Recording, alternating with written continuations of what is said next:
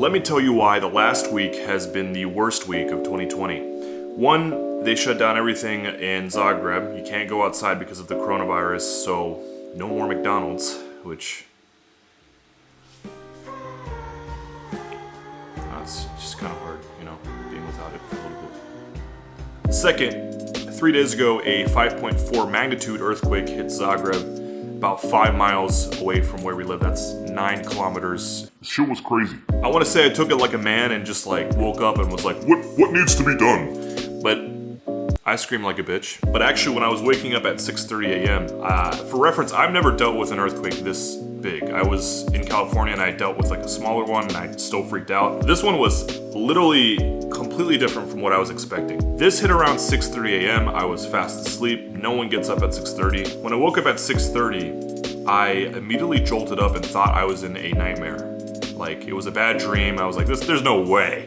Corona, earthquake at the same time, not even a million years would I think that would be the case, an earthquake. So when I immediately jolted up, I legit thought it was the end of the world and I was in some weird dream. It wasn't. Obviously, I woke up and I was fully awake, and then I don't know why, but I just literally screamed to the top of my lungs. I literally screamed like a bitch, and I'm so glad Scott didn't hear me because I was actually embarrassed during it. After I screamed, I was like, I can't believe I made that sound. So I asked Scott later, I'm like, did you hear that? He's like, no man, I was screaming too. And I'm like, thank God, because my masculinity card is still intact. He couldn't take it away from me. Immediately I woke up and I opened the door. As I opened the door, I looked at Scott's room to see if he was awake, if it was just me hallucinating. It's funny because we both opened our doors at the same time. And his look of panic and my look of panic, I think calmed each other down. Because I was so scared, I saw him being scared as well, kind of calmed me down. And it calmed him down too, so we were both basking in each other's terror, and just somehow it was therapeutic. It was relaxing, right? It was a good time. But I remember us both saying, dude, just on the dot. Dude, 1, 2, 3, dude. That specific. We were just freaking out for the next 30 minutes, what's going on? And I distinctly remember I was saying to Scott, I'm going home. That's it. No more solo traveling. This is it for me. I'm done. Time to book that ticket, right? And immediately after for 30 minutes, we were freaking out. We were like, what do we do? And our landlord texted us and said, come downstairs, go outside. It's safer outside. These are older buildings. And for reference, there are earthquakes that go like this, and there are earthquakes that go like this. This earthquake, this 5.4 magnitude earthquake, went like this, side to side. And so in these older buildings, legit, we're at the top floor, we're on the 5th floor, so it was swaying. To a point where it broke our spicy hot chili sauce, which is still being mourned over. That was important. You could take anything. You could take the clock, the paintings on the wall, you could take this protein powder, but if you take the spicy hot chili, there's gonna be a problem.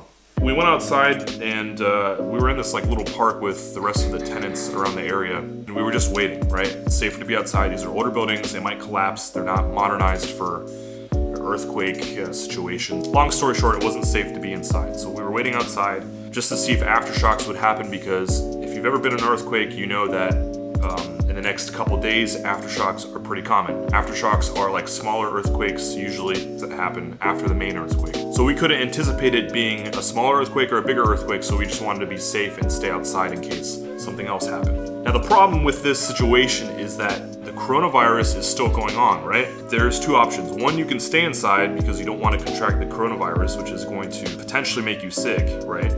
Or you can go outside and not be crushed under a potential earthquake.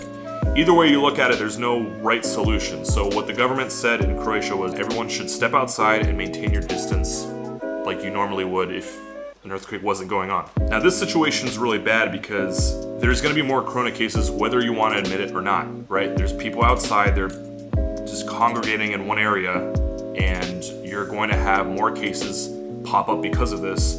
It just was an unlucky time, right? With the earthquake happening, you have to step outside, and the corona situation being around everyone, it's just, you kind of have to make do. You have to shoot yourself in the foot because there's no other option, right? So you have to step outside, and we were outside, and we were just, taking precautions. Sky and I had the greatest idea to go to the main square in Zagreb because we wanted to see how much damage there was. As we were walking to the square, debris was really apparent. I was surprised with how much damage that happened. If you were walking on the street, you and you like at 6:30 a.m. just so happened to like walk down that street, you would have been severely injured. We ended up going to the main square and there was a lot of people. And with there being a lot of people, the thought in the back of everyone's minds are, we have the earthquake going on and we have Corona. So like, what do we do here? Do we wait outside and risk getting Corona? Do we go inside because it's safer that way if there's an earthquake? And I think after an hour or two of waiting outside, we were just like, well, we don't want to get sick, so we would just rather go inside and wait there and deal with the aftershocks, which we did. And they're still happening. There'll still be aftershocks for the next month, apparently. At this point, I'm kind of used to the aftershocks. Like I wasn't in the beginning, I was kind of freaking out, but yesterday when I was like in the bathroom and the aftershock was happening around like 3 or 4 magnitude, I'm just like, that's just another one. And I'm just like on my phone in the bathroom doing whatever, like it's cool. Now the situation for me, right? During this whole time, I was like, let me go home, let me go back. But with the current situation going on in the US, because we're not handling it correctly, we're behind the ball curve. The World Health Organization said that the US is like the new epicenter for this virus. And when you hear that, as an American, it's honestly not the best option to go home right now. We're not handling it correctly at all. I feel safer in Zagreb with the government shutting everything down now as opposed to the US, which we're behind. And if you know anything about exponential or logarithmic graphs, this is only going to get worse. And I don't want to be in a country where the virus potential is a lot higher than compared to Europe, because they've already been doing things in Europe. Italy, shutting down borders, shutting down schools, which they have in the US obviously, but they've done more here. So even with the earthquakes and the Corona situation going on, I'm okay, nothing happened. My roommate's okay too, Scott's okay. We're going to stay here for as long as we can and just deal with it that way, right? It's not safe to go back home, and I don't want to risk being quarantined in 3 different flights to get back to my hometown, Columbus, because who knows if I get quarantined in London, if I get quarantined in New York, Newark, or Chicago, and then I get quarantined back home. Like that's 3 different potential quarantine points that I have to deal with. And not only that, but let's say I get the virus and I give it to my mom, which has a weaker immune system. No thanks. Like I do not want to risk that at all. I'm not doing that. So I would rather shut myself off here for the next couple months and deal with it as it comes. Thankfully, I still have my marketing job, but if that changes, then I'll be writing off savings, which I've planned for, right? So there's not much I can do here besides wait it out. I think that's the case with everybody, right? Being a tourist in a different country is a little hard. Thankfully, I have my roommate, but I don't think I would have been able to do this had I been by myself completely. That would have been a totally different story, especially with the earthquakes. I can't imagine being by myself and dealing with that. So shit has gotten crazy the past week, but I'm good now. And I thought I'd give you an update on what's going on here and the whole situation. Corona's still in the air, everything's shut down, so we're inside in quarantine. Besides that, everything's good, right? We just move on and see what we can do. For now, I'm still in Zagreb, so thanks for watching. Like and subscribe.